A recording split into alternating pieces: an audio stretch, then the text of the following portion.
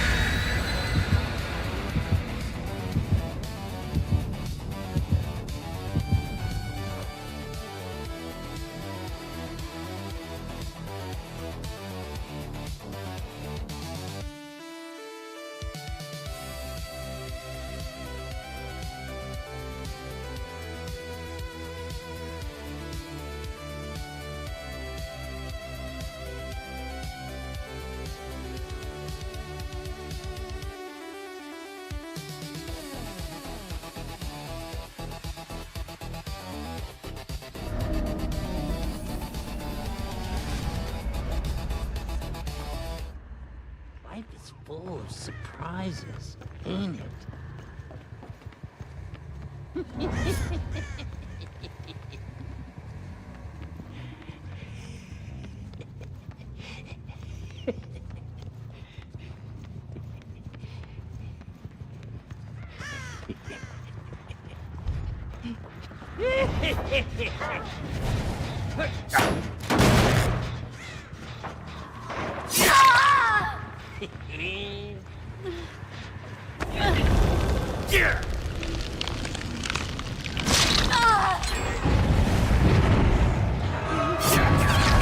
Something for you, piss.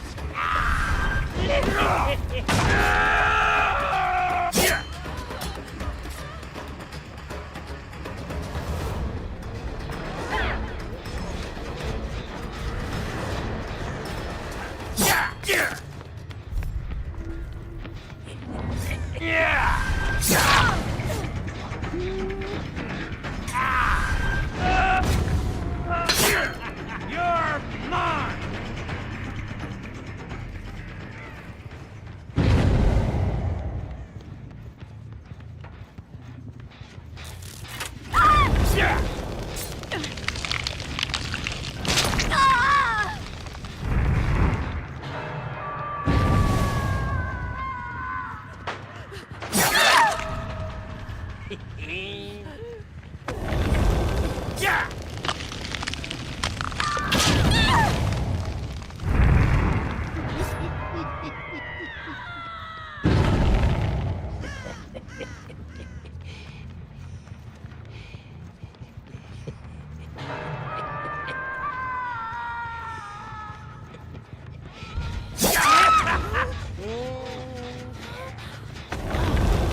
You're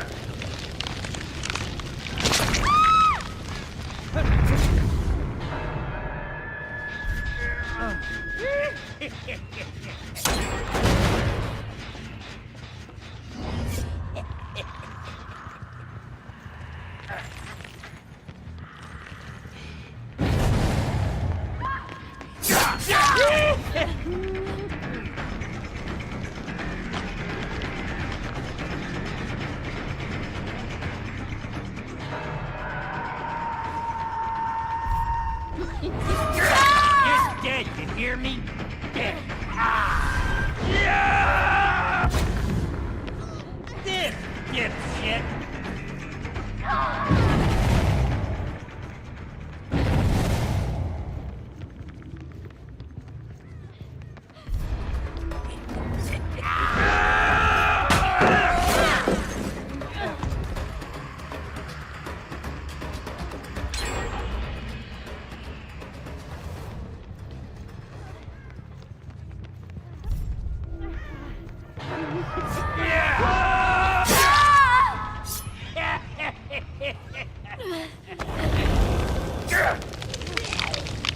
Up you go.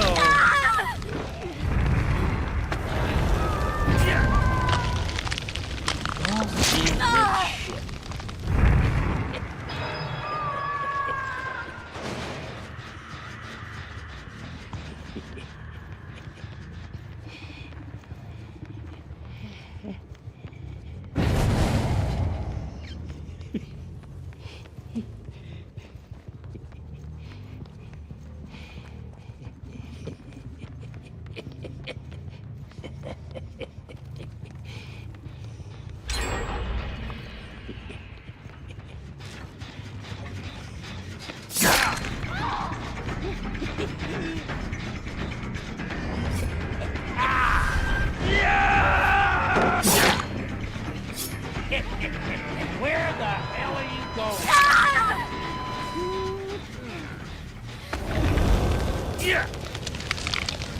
Get the fuck over here.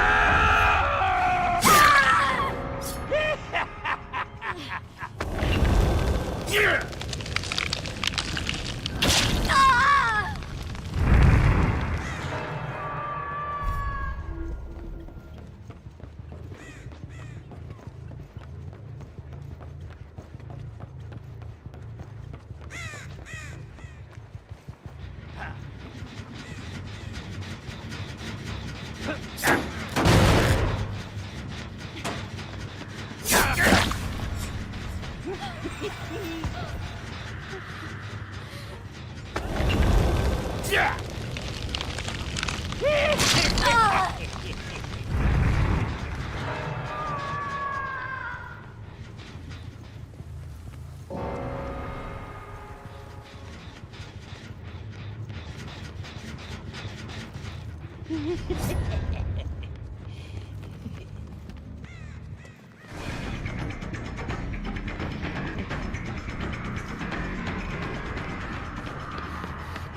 Run, dipshit!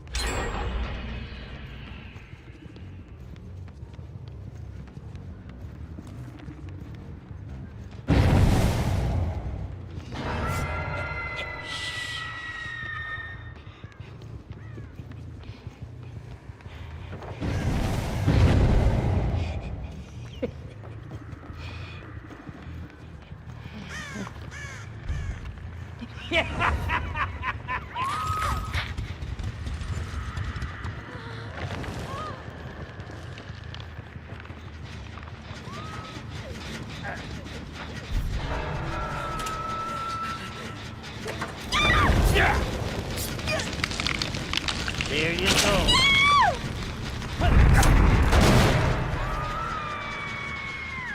How's it hanging?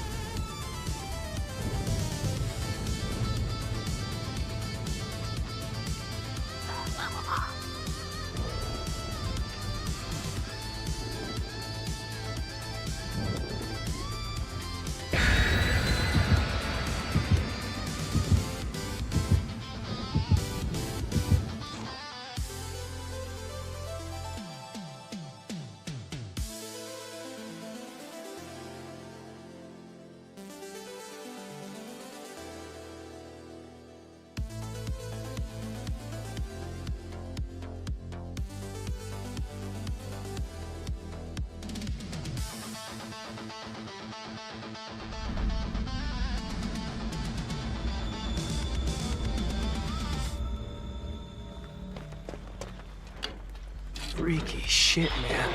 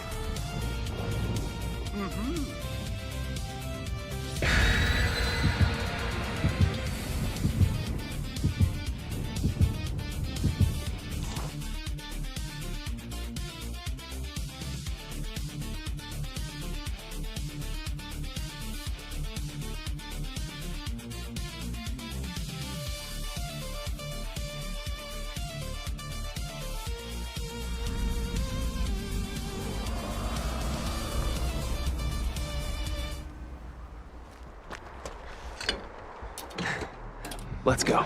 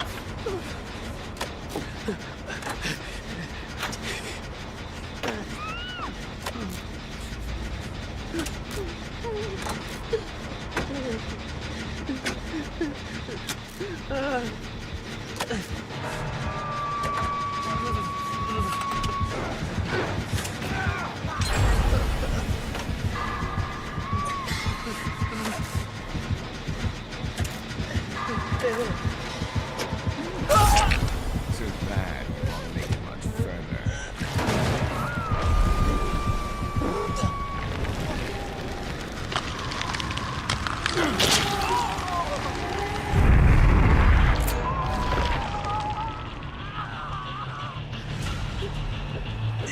It really hurts.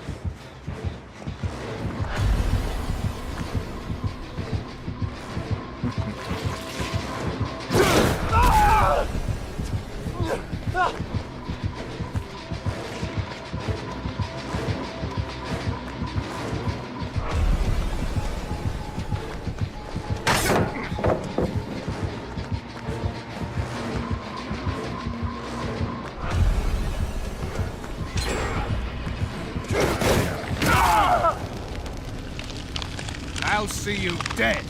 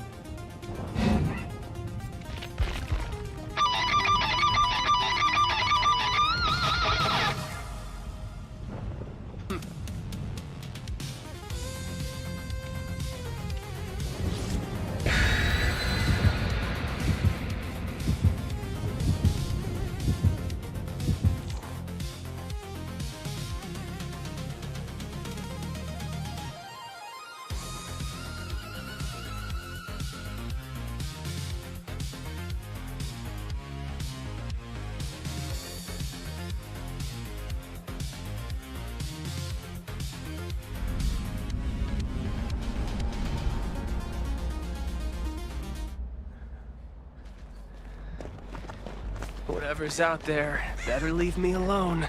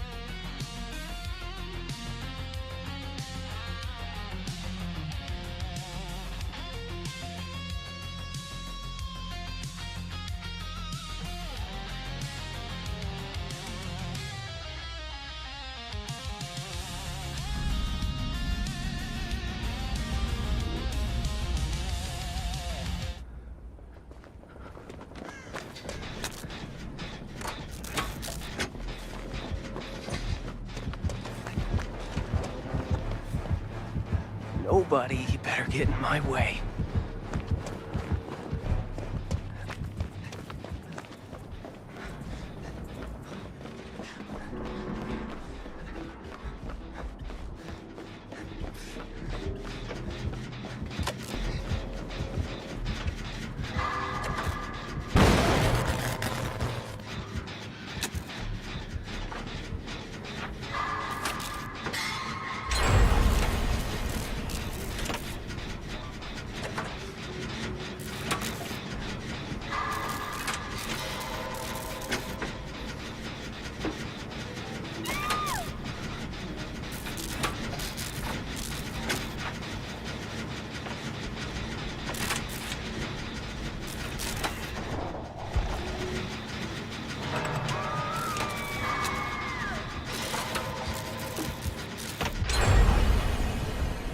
Whoa!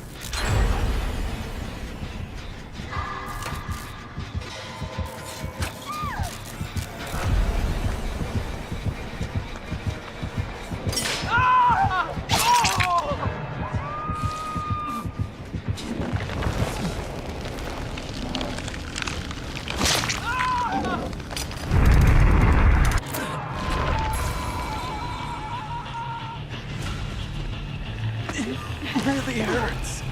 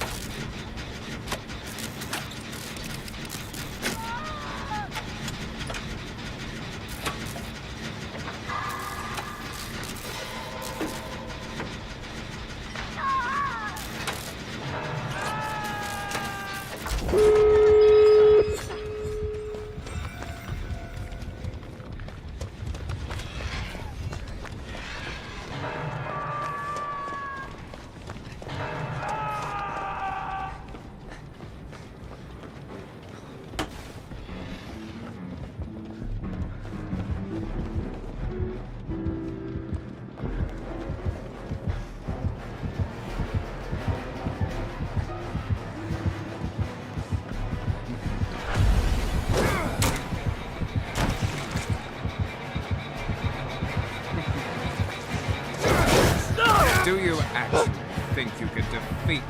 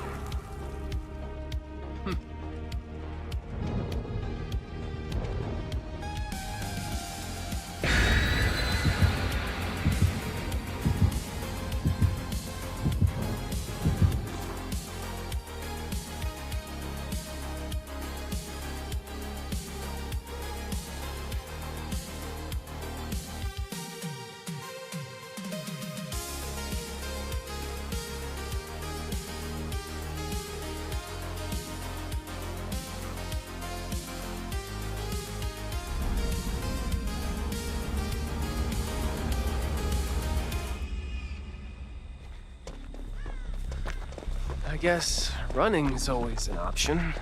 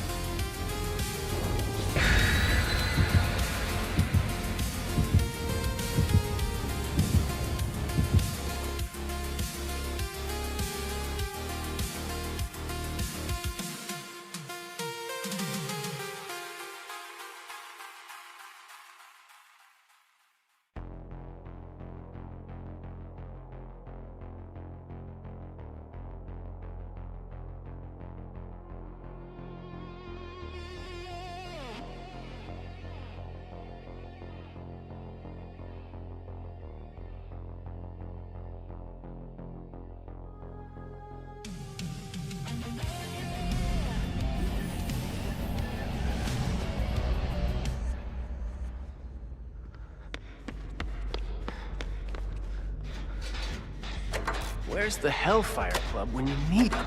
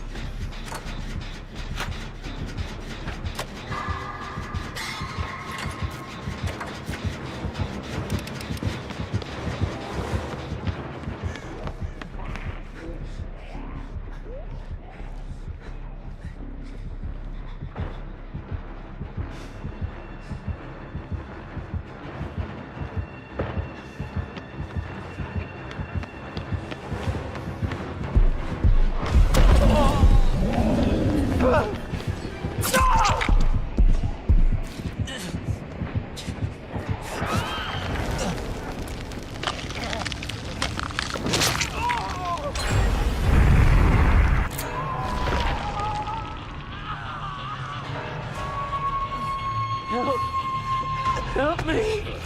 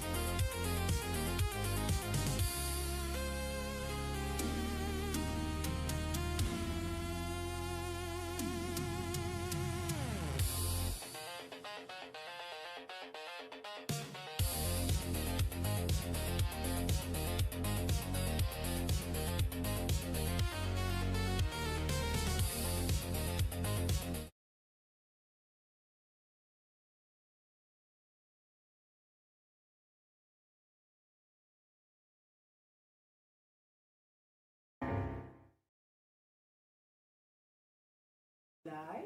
Hello, Hi. DBD universe. Hi, We're so everybody. happy to have you back here in our living room. Nice living room you got. It's bigger than mine. I live here. This is my bedroom. Welcome, everybody. We have a fantastic show for you today. This is one of our monthly community streams, which we've kicked off just a few months ago. With each one, we're getting better, learning more things, adding new stuff. And today we have a whole smorgasbord of devs that you're going to get to meet, which is part of the purpose here, is for you to meet our team and not just hear from us. But a lot to talk about. We've got Grimmoire. We've got a lot of things. There's a little thing happening with the game next week. Yeah, we've got a PTB? PTB coming next week for our next chapter. It'll be on Tuesday. A lot of this show is going to be what you're going to see in that PTB. We've seen some of you have already seen some of our teasers out on social, so you've already got a bit of the vibe you can expect from this new chapter. We are psyched. Yeah. So very first, we're just going to go through some very quick news, and then we're going to get to all that content. So get comfy. Yeah. As mentioned, PTB's next Tuesday. We've got something much more specific going on with the Wraith. We're monitoring a situation right now with the Wraith's add-on Soot and the action with Turn Back the Clock perk. So we will have one of the designers on with us a little bit later that we might be able to get a bit more information about that. But it's not something that is technically a bug because it's an intended add-on. This is a legacy add-on from 10 years ago, but the interaction wasn't quite the intended. So we're going to look at what to do with that action, whether we keep it, whether we adapt it, and things like that, because we can see players have had a lot of fun with it. I think your audio might be having issues there, Mandy. Oh, no. I'm not. It might be your mic. Your mic is down into your sweatshirt. Okay, hang on. This is what we do live. Thanks, y'all. Production are yelling at me right now, I'm sure. I'll let Mandy give that update again once her mic's fit. Oh, how's that? Good. How are we sounding, everybody? I haven't got a PC, so I can't see chat. Oh, it was me? Someone in chat says, no, it was me, not her. Sorry. It's fine now. Great. All right. Why don't we talk about Wraith again? Okay, so Wraith. We have a legacy add-on, which is Serpent Soot, and there's been a strange interaction with Turn Back the Clock, because the perk, you activate a break, you don't actually kick the generator, for example, and it instantly uncloaks the Wraith, which is actually kind of a fun add-on. It's technically not a bug, because it's working as designed, but it's just sort of unintended. So the team is currently monitoring the situation to see what we will do, if anything, about it. So we're going to have a few discussions with the designers while they figure out what they want for that interaction between Soot and Turn Back the Clock. I have enjoyed turning back the clock, though. It's very satisfying to do that. It is, isn't it? Especially in Chase, and then you just zap. We've got currently not one, but two surveys running in the game right now. You can check out in the inbox, which we highly recommend you do because we need your feedback. We do, especially 2v8. That's going to be the current iteration. So please make sure you've actually played 2v8, played a couple of games, and then given us the feedback on it. And the other one is our general player pulse survey. So that is the one that comes out regularly.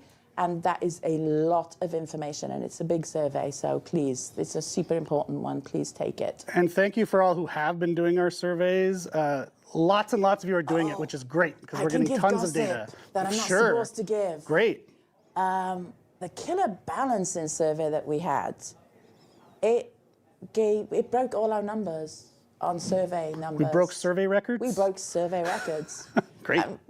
Our previous CSATs, we broke that. Turns out people have opinions on killer balance. Yeah, it was close to 200,000 answers. So that was like really well done. So we're going to be going through all those, and you can expect to see some updates based on those answers. And if I can give an overview of what the answers were at some point, Eric. Let's see if we can do it. This is like on wrestling, on WWE, when they're like, they set up a match and the crowd is all like, yeah, it's happening. Like, and it's going to happen next month. And the crowd's like, oh. I haven't had the meeting yet. We're still, there's a lot of data. It's got to be all gone through by the user research team. So we don't have next time, maybe. things.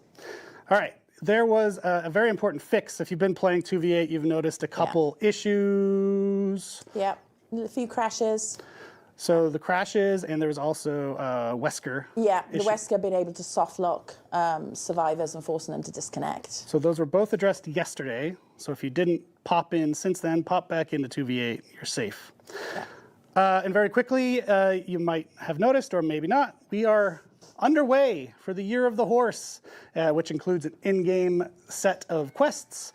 And if you haven't noticed our social side of things, we have an additional promo code that will get you more BP and a cool charm. So celebrate the Year of the Horse. If you're celebrating right now, I salute you. And go get that. Blood points for everyone. And go say hi to Maurice while you're Yes, at it. our favorite horse. Yes. Another small thing, but very, very, very exciting for those of us who love this game. We are doing another collab with Balatro. If you're a Balatro fan, you recall from last year or whenever it was, yeah, it was last year, we got DBD card sets in Balatro. And now we've turned the tables and we've got a Balatro cosmetic coming for the unknown. And you're gonna get it starting tomorrow. You gotta go to our social channels, get a promo code to do that. So go check out your social channel of choice. I'm not going to suggest one because they're all terrible. Extra socials. Yes. Chat. And then last bit of news. This is another really fun one, especially for our Scottish and Northern UK audience. We're going back to HorrorCon Scotland. It's going to be on April 11th, and we are sending both Dork and Omnia. So if you want to go meet them and say hi, they will be there. And you can have a great time because they've actually upgraded the experience that they had last year, which is already cool. They have a whole DBD experience, like you have to survive and there's killers and all. It's great. So shout out to the HorrorCon Scotland folks. They're really cool to work with. And that's it for me mumbling about news. Let's get into the content of the show that you're here to see. We're going to start things off with the Grimmoire. I'm going to leave. And me. And Omnia is going to join us with our lovely design team, people. So give us a quick transition. We'll be right back.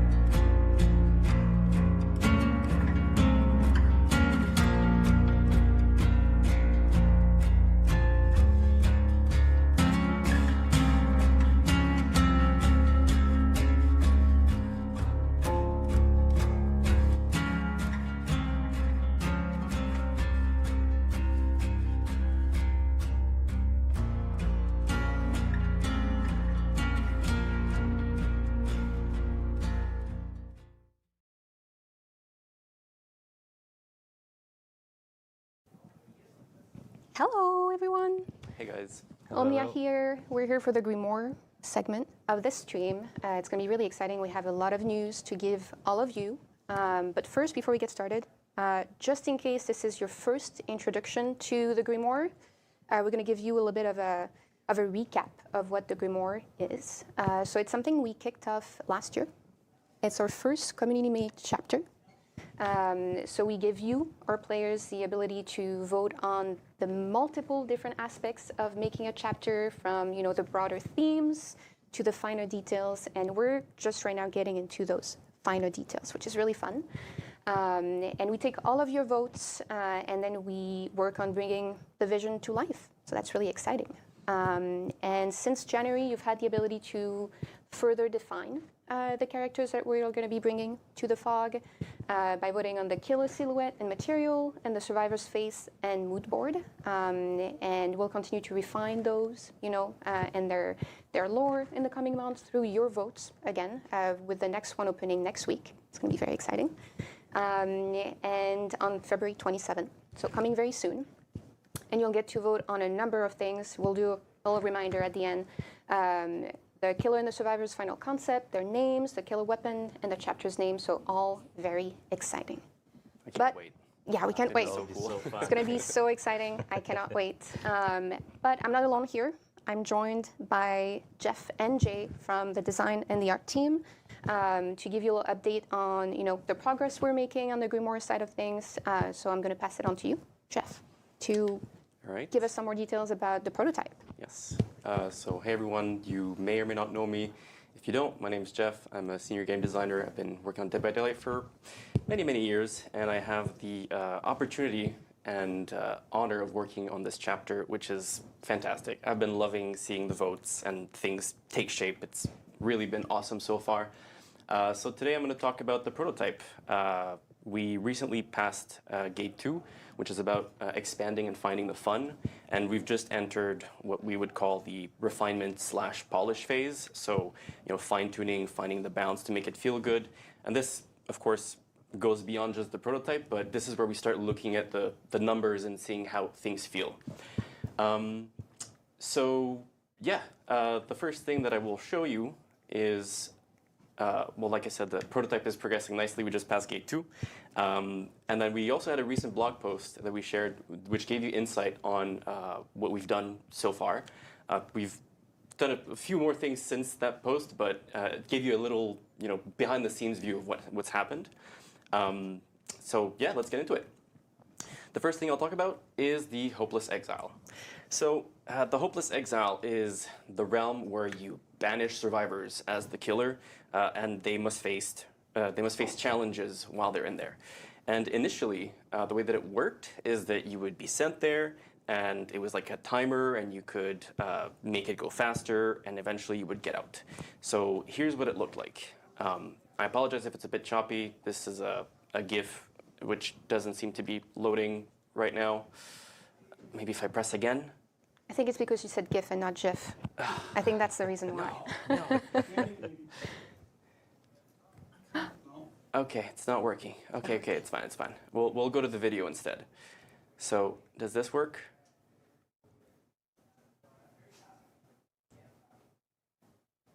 I think the Hopeless Exile. Yeah. Perfect. So it's working. It's going to be a little fast, and I'm going to replay it again. But this is what it was basically. So you see, there's the depleting gauge around the survivor portrait. That was your exile timer, and you could collect these crystals to make it go faster. And once it was over, you would go back to the entity's realm. So I'm going to go back just so that we don't play the next part. And what we found is, obviously, with prototypes, we do playtests. We do a lot of playtesting internally, externally with the user research team, with our consultants. We get a lot of feedback.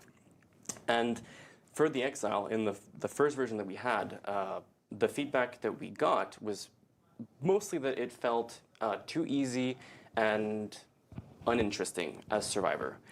Because initially, even before this version that I just showed, there were no crystals. You were just dodging the pillars of light that you could see in the Exile. And so we added the crystals to give an objective to survivors to play with. And to make it even more satisfying to collect, we made it give you a haste bonus, so you get the little speed boost. And that was very well received. Mm-hmm. But even with that, the comments that we got was that something was missing. There was interactivity that was missing. And of course, the level that you see here is not at all final. It's not even the layout that we want. This is really just to be able to test the Exile. So we just have a flat plane with these random blocks placed around. It's all work in progress. But yeah, so that's what we did first. And no, it's not clicking. Production, help. Production is on it. We've got it. Okay, so anyway, when we were discussing the Exile, the one with the depleting timer, we had a bit of an epiphany where the survivors just didn't feel pressure for being in there. So some of the comments that we got was even that they felt safe and they felt like it was a grace period of some kind. And you don't want them to feel safe in the Hopeless Exile. No, exactly. This is the killer is sending you there to punish you, so you shouldn't feel safe. So what we did, the epiphany that we had is that it has to be like a hook, right? Previously, it counted as a hook state, but it didn't have the risk of being on a hook. So with the current version, which you're seeing at very high speed, because it's a very long video, it's actually like a hook, one-to-one. So you get sent there, you get your hook, and your hook timer starts draining. And here, if you get hit by the pillars, it actually depletes your hook timer faster. So there's a very high risk to being in there and getting hit. The crystals in this version, we're still exploring what they're going to do, but there is something that I wanted to mention, which is initially the killer could go in there, and we removed it because we felt that it was adding a layer of complexity that was not needed. And of course, complexity and cognitive load is always something that we care about because we don't want things to be difficult to understand or like start learning or just start playing with. However, we got feedback from our playtesters, both internal and external, that they want to go in there as killer. They want to see it. They want to experience it, which is, it makes sense. Yeah. It's the killer's realm. So all that to say that we will be exploring the killer going back in there, but it is not set in stone because the killer's kit as it is feels very complete. There's a lot of moving parts already, and it may feel like, again, still that layer that's too much and makes it too complex. So we'll have to see. But all of this is very normal for prototyping. Like in prototypes, we test things quickly, we validate them, we for lack of a better term, we kill things, we take them out, we try them again. It's just like we're very fitting for the killer, Yeah, we're constantly iterating. Like that's the whole point of the prototype is to test ideas and validate them so that when we start production, we are confident in moving forward, and we know that all the work that we're going to do is going to end up in a really good product for our players. The next thing that I want to mention is the artifact. So really quickly, back when you guys voted on the power, you voted for how to stand accumulate was the pain of artifacts. And that was the idea that survivors may try to wield your relics, but they face severe punishment. And a lot of discourse that we saw online was that players didn't seem to like the idea that you would get punished for carrying something. And like the immediate link that was made is that carrying the object will make you gain sin. And I think everyone made that connection, like even internally. However, we know, both internally and our players, that that sort of thing can lead to a lot of problems in terms of balancing, because if the stars get punished for carrying something, they're just not going to carry it. And so it becomes irrelevant because they're not going to interact with it. And then we'd have to find a way to force them to carry it, which arbitrary things like that, they tend to not feel too great from a player perspective. So we went back to the drawing board, and while we were discussing the exile and the hook state and everything like that, we had this idea of integrating the artifact in the exile. Oh, sorry. I think my shirt is rubbing. Let's make sure. That was very difficult to see. I'm sorry. I'll just hold it like that. Like that, it's gonna stop. So the idea is you can find the artifact in the exile, and what it does is you'll be able to, the crystals that you see, instead of running towards them, you'll collect them with this artifact. Gameplay is still being determined, but once you've charged it, it will grant you immunity to one of the pillars, so you can avoid your hook state being drained. That's the next thing we're going to try. And again, this is exploration. We'll see if it works. It may not stick, and it may not be in the final product, but that's a way that we felt would respect the players' votes, because the idea is that while you're collecting the crystals with the artifact, like imagine it works like a flashlight or the EMP from the singularity, you're putting yourself at risk of being hit by those pillars because your movement speed is slower, maybe your visibility is smaller. So, I think it links pretty nicely to survivors may try to wield your relics but face severe punishment. So, again, we'll have to see. Is worth mentioning is that, as you explain all the changes that are happening, the thing that is really unique with the Grimoire is that we're taking you, our players, through every step of the way. And so you get to see the changes that we have to make sometimes in the background for, other releases to make sure that a power, can work well and can be fun and can be, appreciated on both sides. So here it's like there's all these changes happening, and you get to see why we're making them too, which is really cool. We get to take you with us through this process. And again, prototyping is all about iterating quickly and finding what works, what doesn't.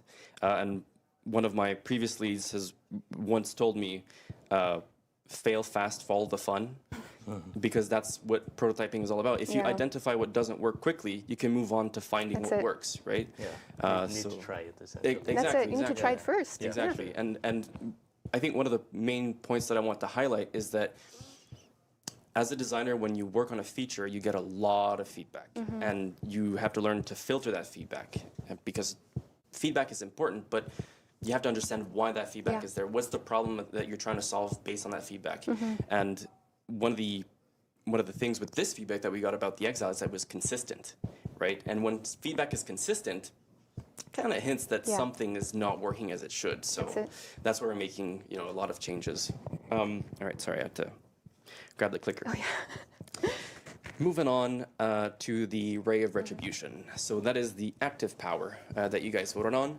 And it's the description that was voted on was you channel a beam of divine energy to punish the unworthy. Something along those lines. So I'm going to show you, maybe the GIF is going to work. No dice, no dice. Oh, give it time? Okay, production says to give it time. So with the Ray of Retribution, the first thing that we explored, you saw a doodle of that actually very recently, was the idea that... Yeah. It was very, you know, stick figure drawing is my strength. So it's the idea that you charge up this beam and there's like a warning phase and then it triggers and it fires and it does its thing. And, you know, I'm going to be very blunt and honest. It worked. Like it worked. It did the thing that it was supposed to do. However, coming back to the feedback, we got consistent feedback both internally and externally from, you know, the user research team, which, by the way, if you don't know, you can go to the behavior website to sign up for the playtest squad. You may test a bunch of different things, not specifically the Grimoire, but if you're interested in, you know, helping out, you could do that. So user research team with their playtest squad and the consultants, the feedback was consistent that it lacked depth and skill expression. And obviously, when we design a killer power, we want it to feel engaging. And when there's no depth and no skill expression, it ends up kind of falling flat, and that's not great. No. Well, you want the fun again. Yes, you want yes, the fun to exactly. be a part of it, like you were mentioning. Yeah. So production. I'm just going to skip to the video production. Thank you. So I'll show you what it looks like now.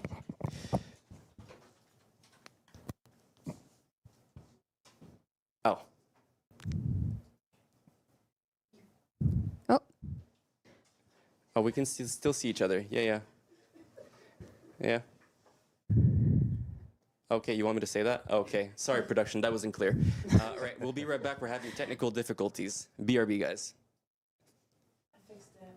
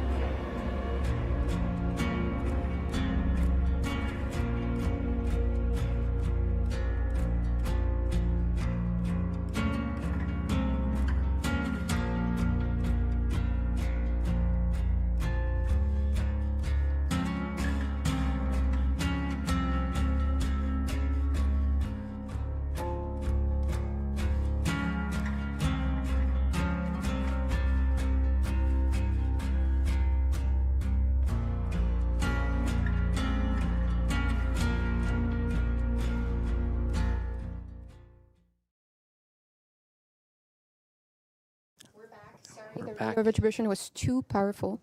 Yes. We can get back into it. Yes. Thank you, production, for letting me know.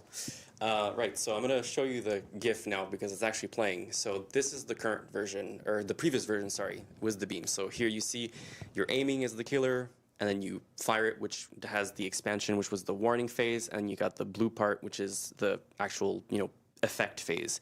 So like I was saying, we got consistent feedback that it lacked depth and skill expression, and this, you know, our players, the people that got to test it, the playtesters, they were very creative in using it. They were using it through gaps. They were using it, you know, over loops, which was cool. But even with all of that, it still didn't meet the criteria or the expectation that they had with a killer power, which, because it was consistent, we had to pivot. We couldn't just keep going in this direction.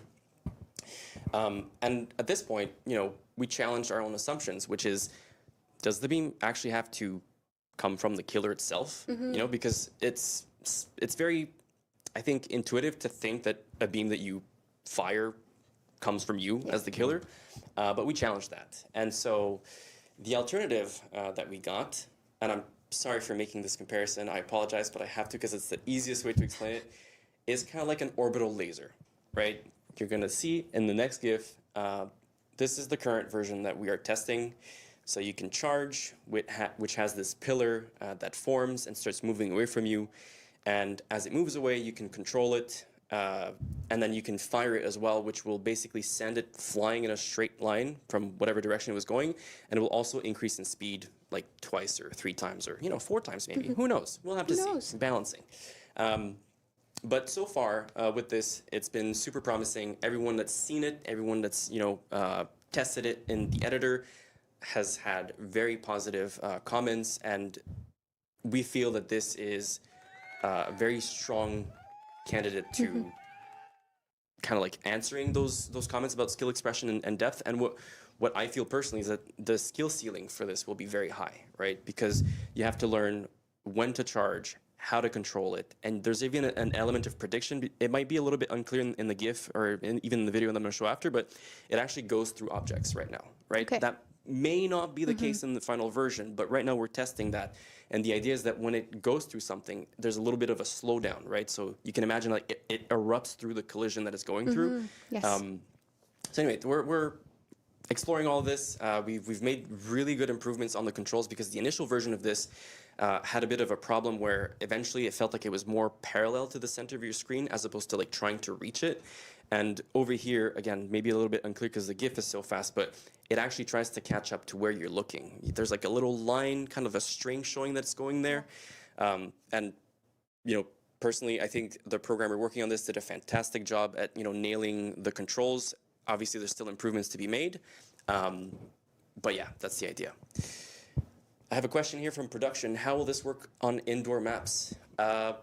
Well, right now what we're exploring, and of course this will be in tandem with the help of Jay and his team, but what we're exploring is that it's actually like just piercing through the entire level, right? So Very divine. So yeah, very powerful yes, and Yes. very strong. Like that's even with the previous version, the goal is for this pillar or beam, whatever it ends up being, to feel very heavy and powerful, right? Like we're talking about a divine killer that just wants to strike the sinners with, and punish them. So, one more thing that I'll say is that this version, the pillar, has a lot more levers to play with for balancing, which means that we can fine-tune the experience of using it and playing against it a lot more. Because with the beam, we were reliant on basically just, timings. And what we found is that if we made it too generous, it felt too consistent and too difficult to dodge. But if you made it take longer, it felt like it was impossible to hit. And so finding that like sweet spot was just, I foresaw a balancing nightmare, basically is what I'm trying to say. So with this one, there's a lot of things that we can play with, and we can fine-tune that experience a lot more. All right, so we got another question. Production, should I read the names? Okay, we got a question from Shiver with Mealy. Lovely. So will it hit across 2 floors at once? That is a very good question, and at the moment we are going to test it with hitting multiple floors at once, but it may not be the case in the final version because of course we still have to balance it. We have to make it feel fair and fun to play against for the survivors. So we're gonna have to test it out, basically is what I'm trying to say. But yeah, so like I said, none of this has been balanced. What you're seeing on screen is really just like I think the second or third iteration of what we have. It's even progressed since this GIF because of course the programmer is doing all the different things that I'm asking. I'm sorry, I'm asking for a lot. But yeah, so we'll be fine-tuning it, and of course we're going to continue play testing both internally, externally, and yeah, I mean, I'm very excited for this. I think it's really cool, and there's a lot of potential with this power, and I'm very interested in seeing how it'll go over time. And So finally, before I close off my section of this segment, I've been yapping for a long time, I'm sorry. Our next step is to add the simplest version of the artifact to the Hopeless Exile to validate if it's fun and interesting for the survivors, if it ticks those boxes that we had. So we're basically going to steal the flashlight is what we're going to do. We do a lot of theft for prototypes. It's easier that way, faster to iterate.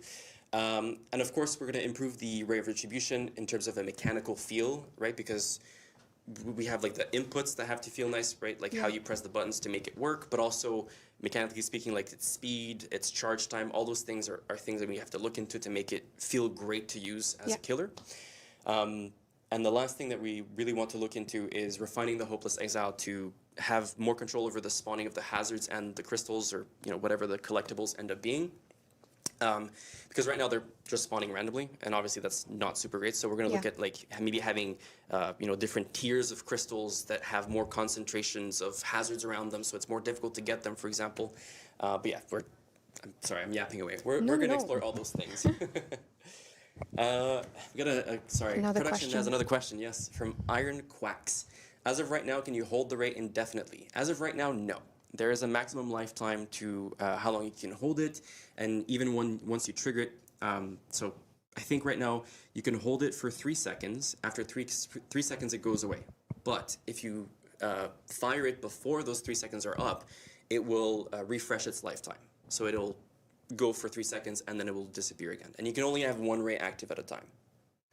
But yeah, so I hope you guys are excited. I'm really excited. Like, honestly, out of all the powers that I've worked on, this is probably the coolest. Like, it's super dope. So yeah, that's it. I'm done yapping. All very exciting. And not yapping at all.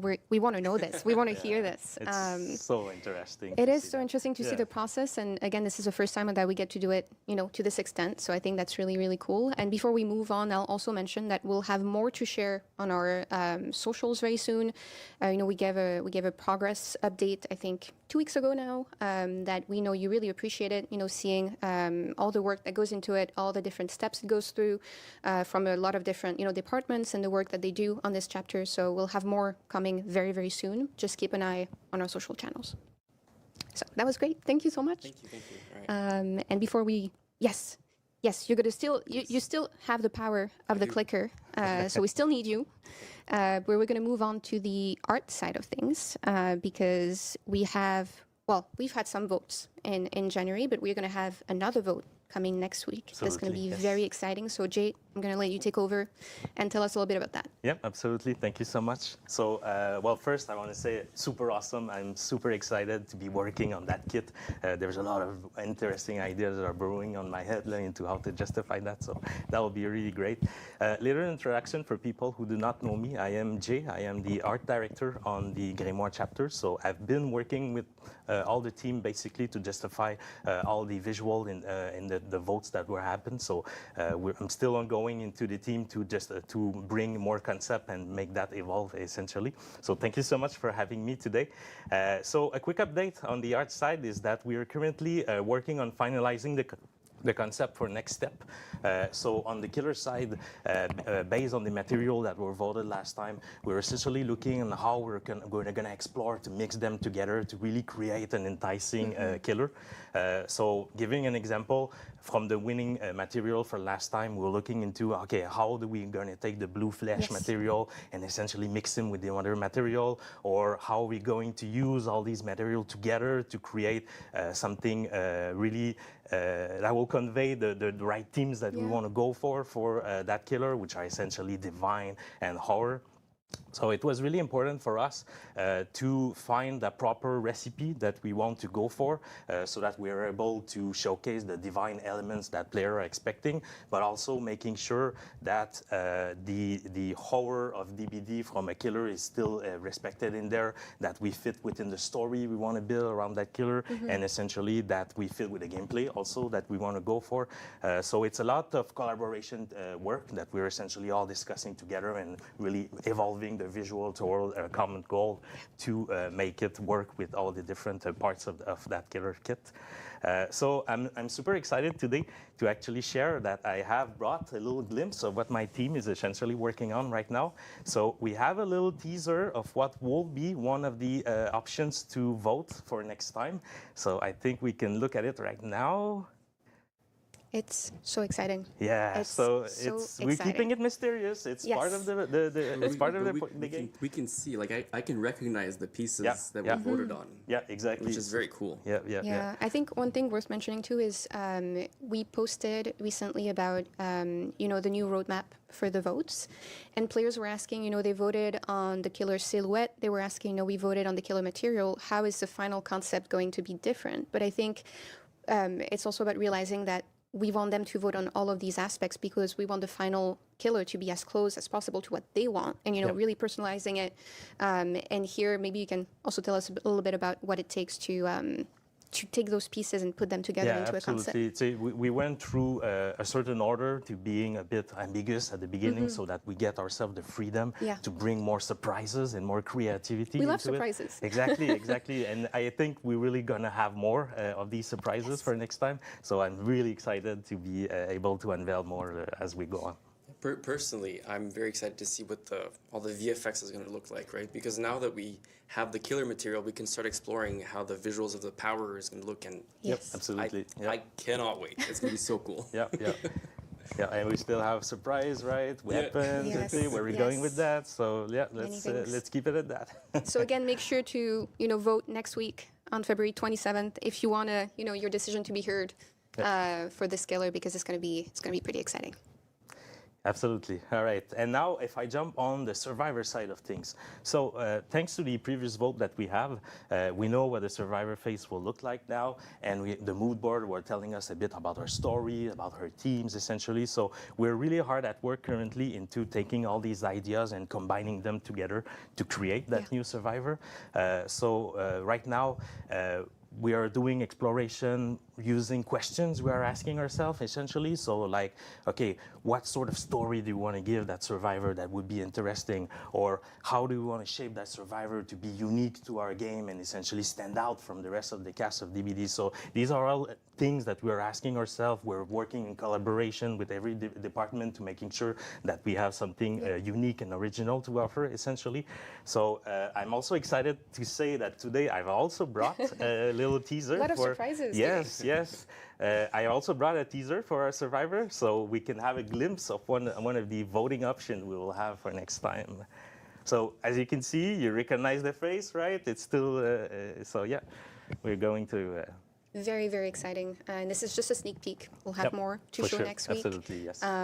But I'll say I've loved seeing on socials how much players have already, taken everything they've seen so far, all of the votes, and made it their own. They're already attached to these characters, which is really, really exciting. So you'll get to refine these characters even more next week, which is going to be very, very exciting. The journey has been so great and so excellent. It's really been super fun. And we were just talking before how, when we knew the votes were coming, we're like, oh yeah, that one's probably gonna come out on top, and then we're like, oh shit, a lot of surprises. We got surprises. This is for sure really a lot of unexpected surprises there. That's really cool to see. And it's part of the fun. Exactly. It's part of the fun for us too, working on the Grimoire and all the different teams who have to adapt to it too. It's really making something completely unique here. So very exciting. But Sorry, I think do we have an extra slide for the next part? Okay, I just want to make sure. We have an extra slide. We're just going to do a little recap of the next votes that are coming, because that's very exciting. So next week on February 27th, we have a lot for you to vote on. We have the killer final concept and survivor final concept that we talked about. Right here we have the killer weapon, the killer name, the survivor name, and the chapter name. So a lot to vote on. Make sure to vote next week, because there's a lot you're going to be able to define through these votes, and we absolutely want to hear what you want to see in the Grimoire. So next week, make sure to tune in. And then on March 19th, we have Killer Perks, Survivor Perks, Killer Mori storyboard, and the chapter logo. So more for you to define for this chapter. So very exciting. Any last words before we leave them?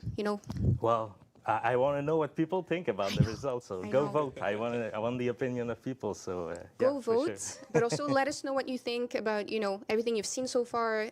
We've loved seeing the fan art. That's been amazing. There's been so much fan yes. art on socials. We've loved seeing who you think these characters are, what you've made of them so far, of their world, of their lore. So if you have anything, you want to share with us, please do it through our social channels. We want to know. Absolutely. And I think that's it. We're gonna Just Yes. before we dip, expect more, behind the scenes look at things for the prototype. We have some stuff cooking right now, so stay tuned to the socials, I suppose. But it's been nice to bring you guys on the journey with us, and I hope that you've enjoyed it as much as we have. It's been lovely. We've really enjoyed it. And if you want a clear look at the sneak peeks we've shared today, we'll also be sharing those, so you won't have missed anything if you didn't see that. And there's a VOD too at the end. But that's it. Thank you so much for joining us for the Grimoire. And next we're going to talk about the features coming in the next update. Thanks, guys. Thank you so much. Have a nice day. All right.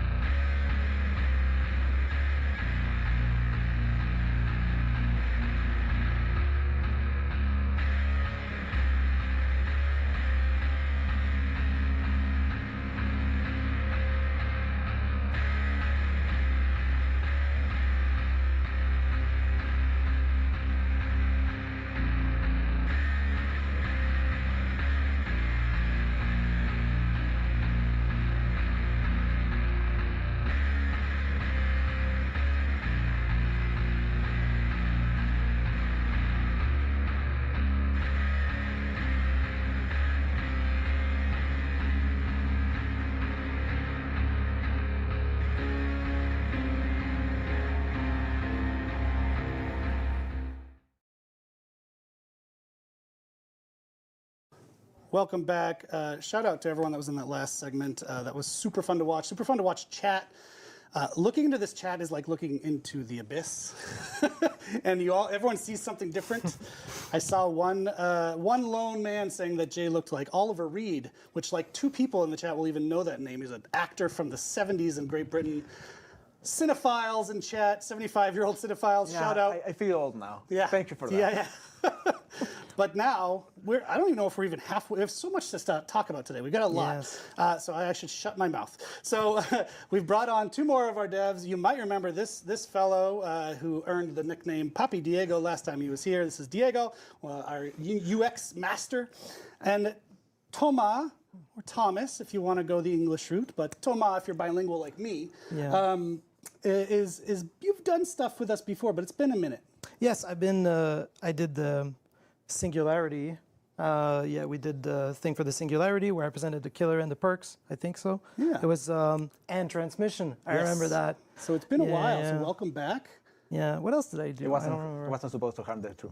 Yeah. Wasn't supposed to. I remember that. Yeah, that was good. Yeah. And Thomas' specialty, at this point in time at least, you know, who knows what you're, actually do know some of the other stuff you're doing. But for this context, is perks. Yes, absolutely. And we've got, honestly, a pretty exciting update to perks. Yeah, I hope so too, yeah. So that's what we've brought in, and it has a UX component, obviously, so that's why Diego's here. We also have another special surprise from Diego after, but let's talk about perks. Yeah, absolutely. So how do I get started on this, right? We started working on this such a long time ago, something we've internally called the Perk Description Overhaul, which is just a colossal undertaking, really. It's like all 300 perks descriptions were rewritten from scratch. A lot of people have worked on this. Like, obviously, I'm sitting here presenting this. I'm very grateful for it, and Diego is here too. But there were a lot of people whose hands and minds worked on this. So yeah, we took it up on ourselves, I suppose, to rewrite all of the perks descriptions. And just to clarify here, this description overhaul does not change the gameplay. So there may be other changes, but this rewriting the descriptions did not change the way they play. So yeah, like I said, we started working on this a very long time ago because when you read the descriptions, they were really, it felt like it aged a little bit, right? And even saying rewriting it is kind of underselling it. Like when you see what we actually did, it's a yeah, absolutely. It's a good update. So let's dive in here. Yeah, absolutely. So the goal that I always had in mind was to shorten and modernize all perk descriptions. I wanted to do this because obviously DBD is like a 10-year-old game, right? And at this point, when we started writing, we had a different goal in mind, and this has changed over time and with all the content that we added. So when I looked at the perk description and what the people were saying, that they had a hard time understanding, they had to explain it to their friends. So we wanted to reduce the length so that, you know, it's just shorter, to the point, right? Using what we say like modern player-facing language, which is what as much as possible what the players are using, and you know, also doing it a consistency pass so that all the descriptions kind of look and feel the same, and also try to set up the path, you know, pave the way for the future, if I can say that. So here's a look at Old Light. You probably like this one. It has like a, maybe there's like a, there are like memories of, you know, right. That's the way you look at Light. And this is the new Light. It's obviously a lot shorter. It's a lot shorter, and it has these like bullet points with the status effects are highlighted. Yeah, so it's just really it's just a lot shorter. And maybe at the bottom you can notice this little thing here. It's called extra info. So let's just imagine you have a mouse now that you could just like hit mouse 2 here. So this is a new feature, and yeah, why don't Diego? Oh, sure. Can I say something about it? Yeah, thank you. Sure, yeah, this is part of the whole effort we have been doing with Thomas, and what we wanted to do is to also not only make perks easier to understand when reading them, but also provide a way for you to learn what are we talking about when presenting the perks, and remember that too. So we had the issue that multiple effects were described, as we're going to show, but you kind of needed to know what they were as someone, or just go blind into the match and somehow learn what exhausted was. So now we're going to allow you, when there is starting with status effects for now, when there is a status effect mentioned in a perk, for you to, with a single click, have a reminder of what that is all about. Yeah, and this saves a lot of space, as you'll be able to see in a very short moment. But I also want to say one of the other things I think is really important that we added was now whenever, instead of saying active ability button 1 or 2, you know, everybody liked that, right? But instead of saying that, it'll display the key that you've mapped to it. So obviously there's still only ability button 1 and 2, but if you bind it to E, it's going to say E instead. And if you bind it to F or whichever other key you would like to bind it to, this is what's going to appear. So this is live now. If you show the extra info, it's going to show these little 2 status effect reminders. And people are spamming E in chat.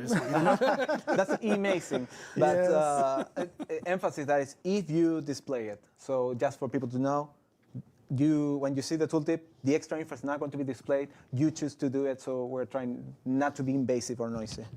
Yeah, but this has allowed us to shorten a lot of the descriptions because a lot of them had, a lot of the text was just reminders that we were manually entering.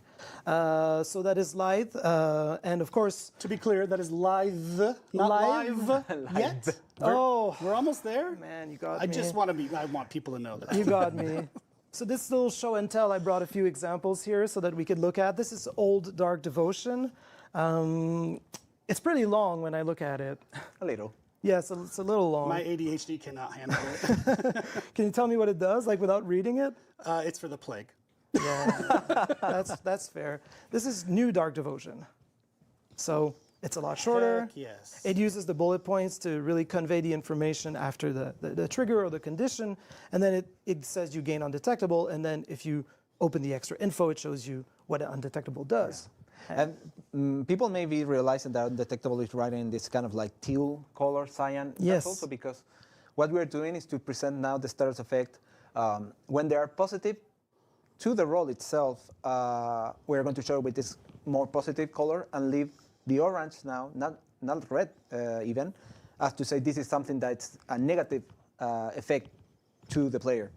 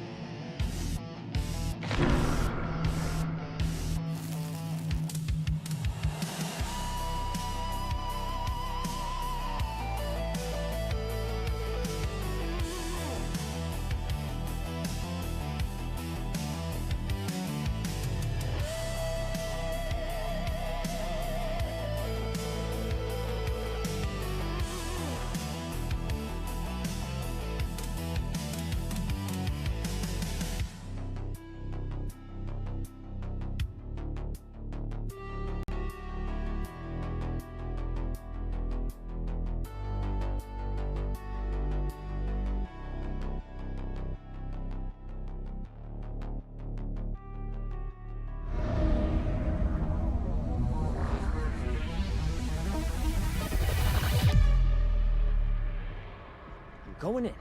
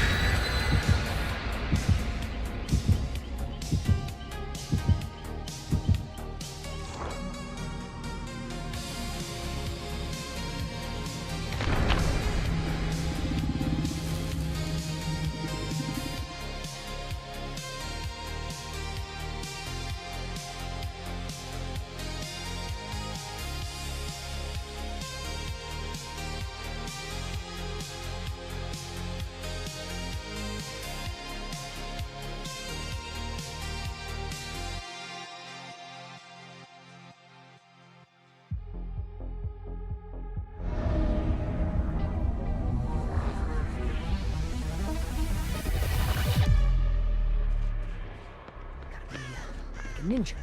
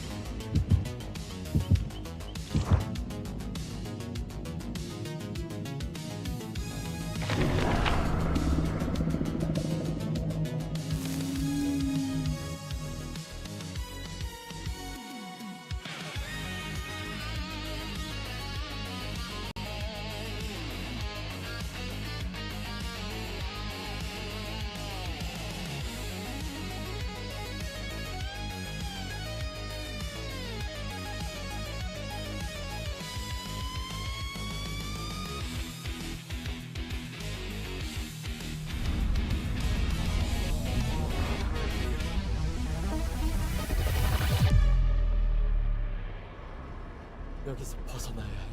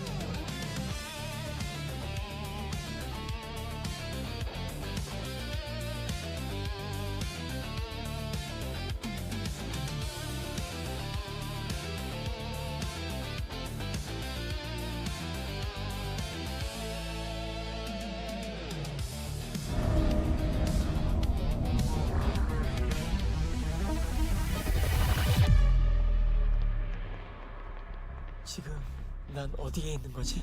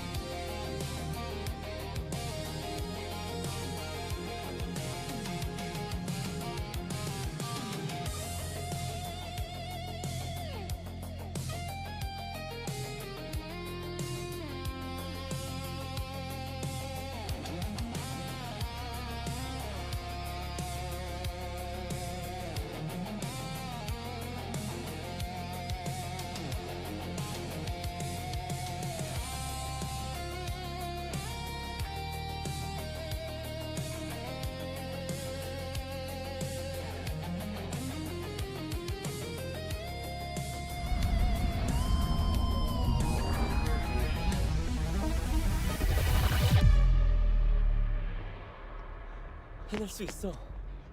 다른 선택지도 없는 걸.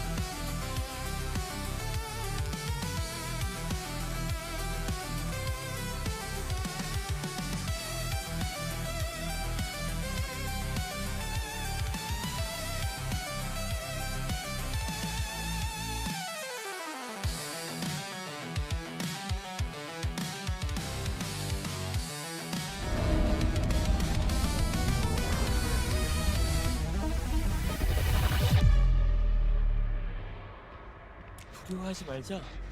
이건 현실이 아니니까.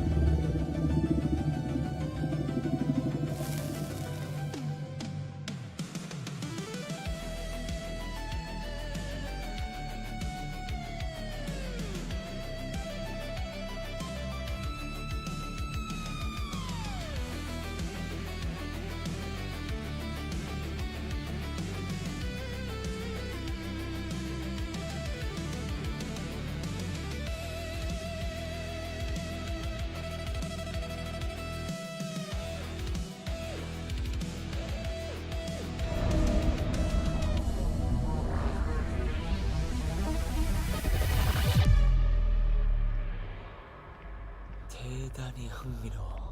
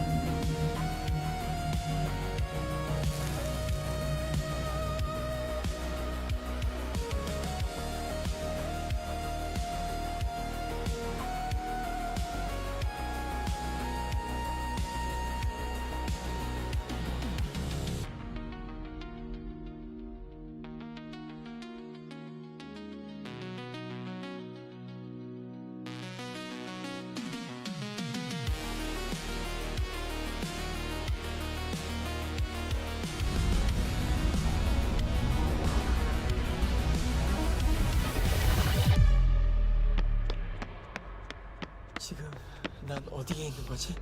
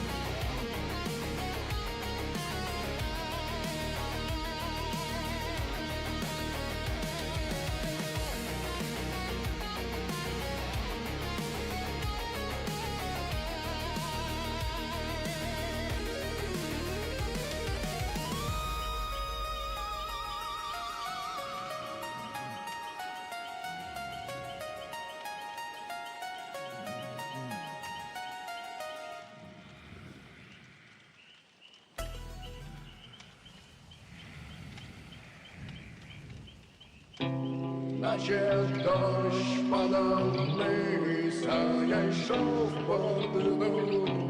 Пізно так зрозумів, що в тобі тону. Я вразливих слів бажив тону.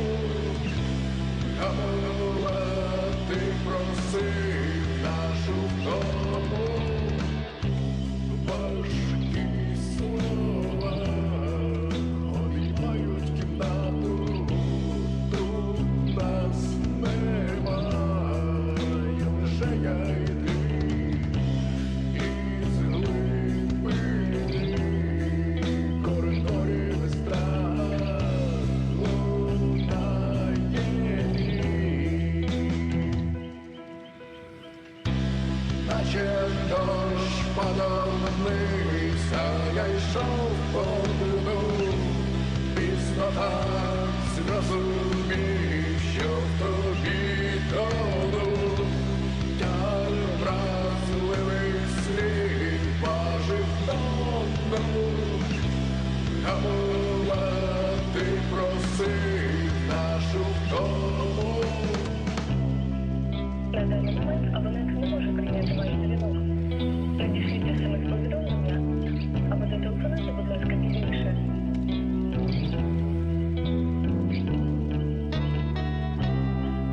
На даний момент абонент не може прийняти ваш дзвінок.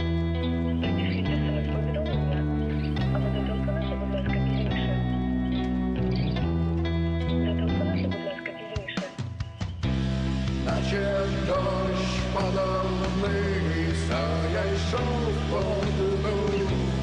Пізно так зрозумів, що в тобі тону. Я вразливих слів бажив тону. Гамова ти просив нашу втому. Наче дощ падав вниз, а я йшов по дну. Пізно так зрозумів, що в тобі тону. Я вразливих слів бажив тону. Гамова ти просив нашу втому. На даний момент абонент не може прийняти ваш дзвінок. Надішліть смс-повідомлення або зателефонуйте, будь ласка, пізніше.